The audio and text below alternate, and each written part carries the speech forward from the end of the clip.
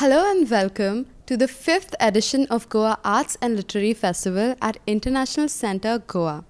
Today we have with us Miss Vrinda Nabar, who is a renowned author. How do you think the state of women has changed over the past 3 decades? It has and it hasn't. There have been a number of changes in terms of the visibility of women. Women were visible in India since independence, but I think over the last 2 decades, certainly, there's been an increase in the number of women you see all around you. There's more confidence, I think. The media boom has certainly helped women to become more aware of what they can do to assert themselves and make sure that they're not taken advantage of. So there have been certain changes. I'm not sure these are more than skin deep. I find that social prejudice is still very deep rooted, and that in strange ways, the more westernized we become, the more we seem to also resurrect beliefs and practices which weren't really as important to us perhaps about 2 decades ago. So paradoxically, while at one level women have been more visible, more confident, at another level what scares me is that there could be a growing resurgence of conservatism which could impact women negatively. So, in your book Family, Fables and Hidden Heresies, you have written about the lives of your family members. Do you think having a deep emotional involvement makes a writer better and more influencing? I think when you're writing a memoir of this kind, the emotional involvement, the emotional intensive, is really what gives it a rationale. I think the memoir evolves out of that.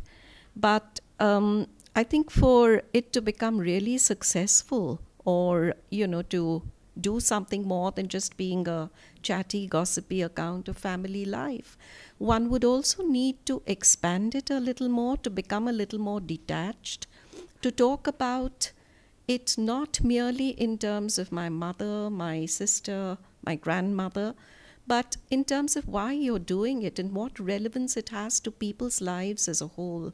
So in my memoir, I think what I was really looking at is what made these women special.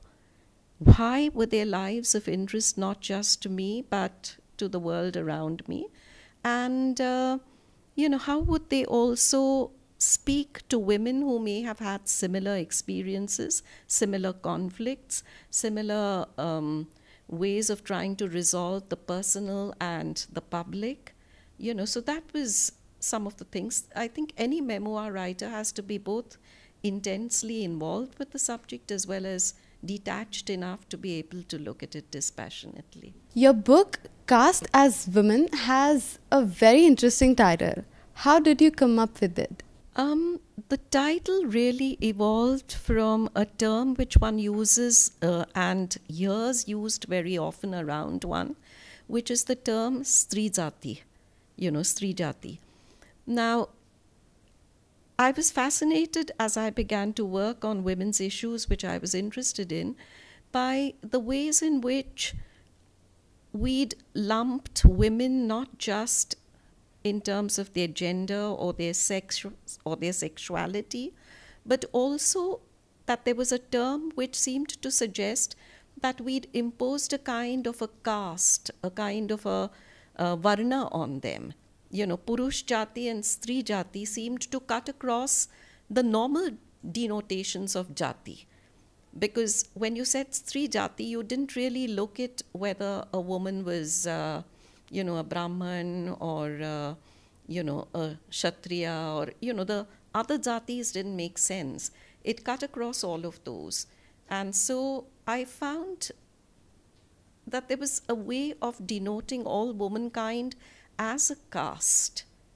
And so it was a loose translation of Sri Jati. Caste as woman is really how our texts, how our heritage has lumped women as another caste altogether. You have written books about the struggles of women in the pre and post independence era. Do you think these books will positively influence the women of today? I'd like to think they positively influence women, but I think it would also be a little arrogant of me to, wonder if they would. I think what I'm hoping for is that a wide spectrum of people, men and women, begin to think about issues that they've taken for granted. Now, in pre-independence India, there were certain problems. Post-independence, we've dealt with another. There have been historical changes. There have been evolutionary changes in the way women have been looked at. Women have conducted themselves. There are certain things that haven't changed, and there are a lot of things that have. But as I said right at the beginning, unless we begin to question what we take for granted, we can never sit still. So for instance, there are things which women have accepted as a given because texts and man-made texts have told them this is so.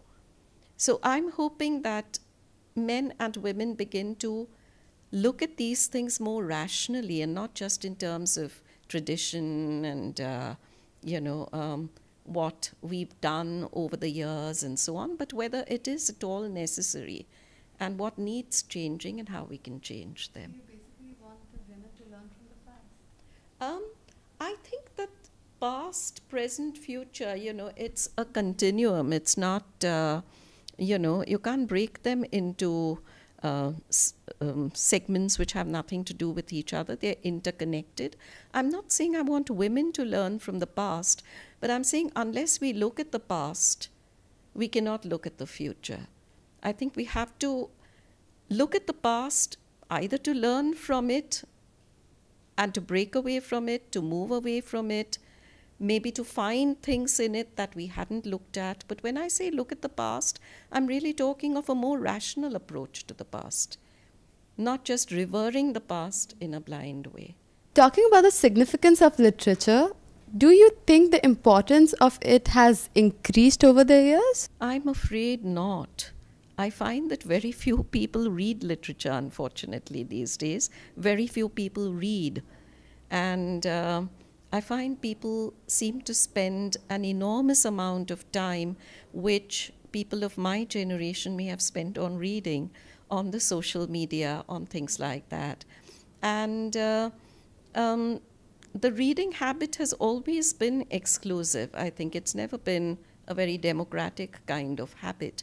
And I find that unfortunately over the years, even good literature has ceased to have a real and a valid audience. You have bestsellers, you have media hype, you have authors who are regarded as enormously successful, but a lot of it is also media hype and packaging. How much literary merit there is in it, I'm not too sure about. But, it's something that could very well change. I hope it does. So, are you working on any book currently? I am trying to work on something. It's something which takes up criticism. It's looking at India and the diaspora, but it's too early, and I don't know how it'll pan out. I don't want to do just a normal academic study, so I'm trying to do a little something that's a little unusual, a little different with it. You are a poet, a literary critic, an author, and an editor. What do you enjoy doing the most? It's difficult to say. I think that all these roles are helpful when one is doing one of them. Being an editor helps when one is writing a poem, because contrary to popular belief, a poem doesn't just come out like that. It's often worked upon, very hard, very rigorously. You have to be a ruthless critic of your own work.